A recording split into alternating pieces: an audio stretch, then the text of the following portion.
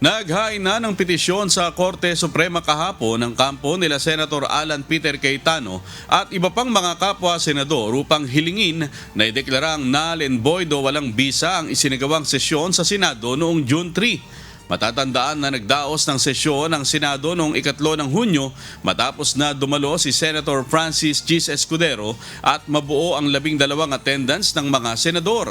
Kalinsabay dito ay idireklara ang quorum at nagkaroon ng botohan kung saan inihalal ang mga bagong opisyal ng Senado kabilang na si Senator Sherwin Gatchalian bilang Senate President Pro Tempore at Acting Senate President.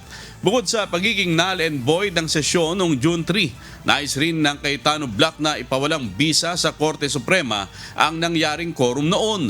Pati na ang pagkakahalal kay Senator Gatchalian, mga opisyal ng Senado, maging ang mga chairman ng komite.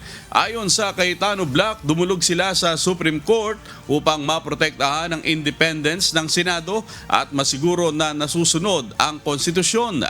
Patuloy na iginit ng mga ito na si Senator Alan Peter Cayetano ang lehitimong Senate President habang si Senator Loren Legarda naman ang Senate President Pro Tempore. Gayun din ang Senate Sergeant at Arms at Senate Secretary na naitalaga sa ilalim ng kanilang liderato. Wala pang pahayag ang Gatchalian Block hinggil sa petisyon nila Cayetano.